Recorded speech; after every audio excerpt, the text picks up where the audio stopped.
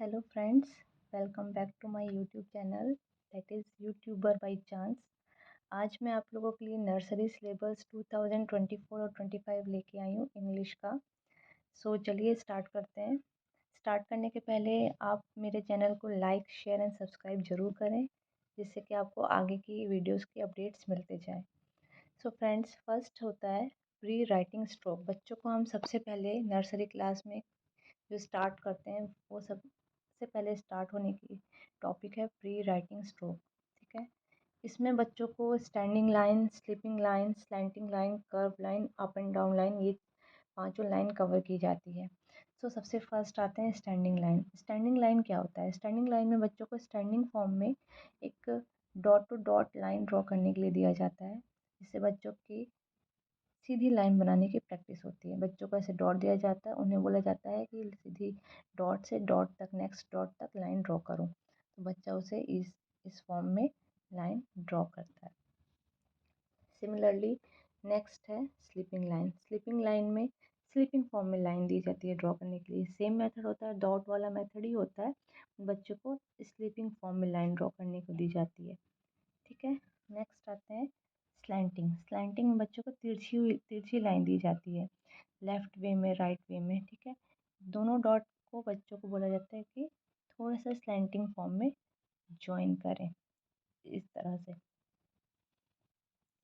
Next आता है curve. इसमें बच्चों को कर्व यानी कि इस तरीके से लाइन दी जाती है डॉट डॉट पे। ठीक है, कि बच्चों को कहा जाता है ऐसे आप कर्व बनाओ। ठीक है, ये मैंने आपके लिए ऑलरेडी किया हुआ है। नेक्स्ट है up and down method. Up and down strokes क्या होते हैं?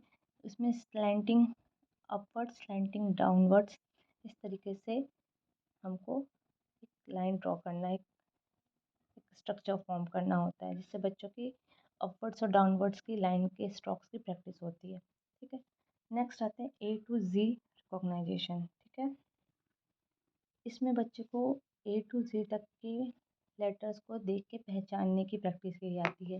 जैसे कि उनको दिखाया जाता है कि ये क्या है, बच्चों को बताना होता है कि ये ए है, ये बोला जाता है बी, तो बच्चे इसको पहचानते हैं कि हाँ बी ऐसे दिखता है, दिस इज़ बी। ठीक है, सिमिलरली उनको ट्रेसिंग विद डॉट्स और ए टू जी ओरल, ये दो चीज़, यानी कि ए टू जी में ओरल होता है, ओरल लर्न कराया जाता है, एंड रिटन फॉर्म में उनको ट्रेसिंग करके दिया जाता है, जिसमें बच्चों को ट्रेस करके लेटर्स दिए जाते हैं।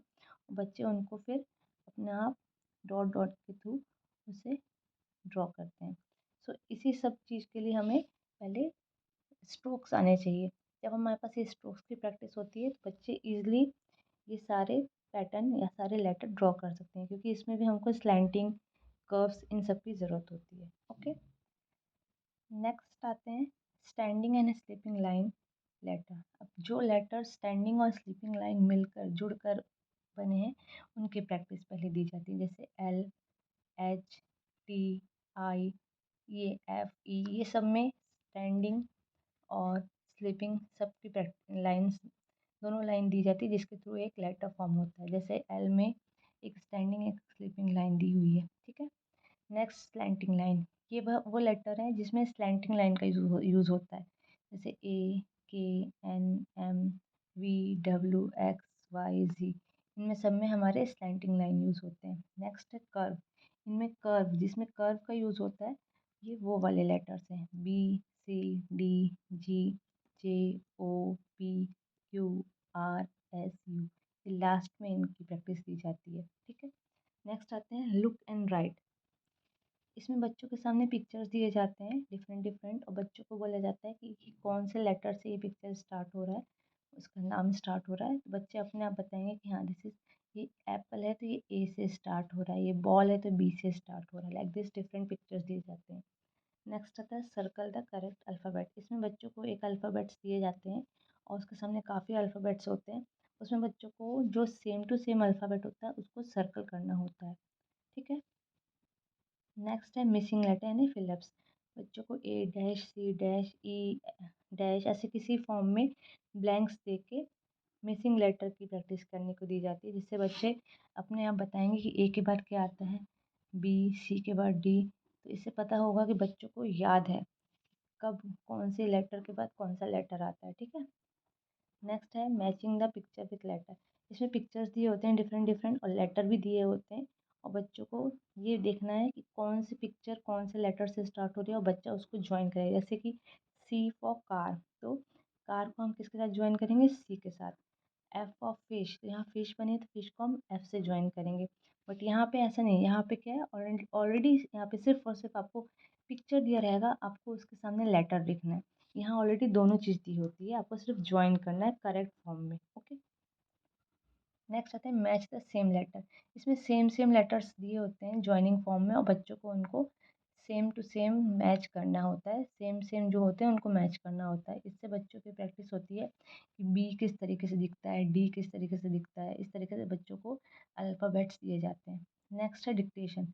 बच्चों को टीचर्स कोई भी लेटर डिक्टेट करेगी और बच्चों को लिखना होता है। जैसे सपोज़ टीचर ने बोल दिया कि टी लिखो, तो बच्चों को अगर टी बनाना आता होगा तो वह ईज़िली लिख लेगा। ठीक है, इससे बच्चों की लेटर की अल्फ़ाबेट्स की अच्छे से प्रैक्टिस होती है। नेक्स्ट जो कि बहुत इम्पोर्टेंट है वो की है फ़ोनिक्स।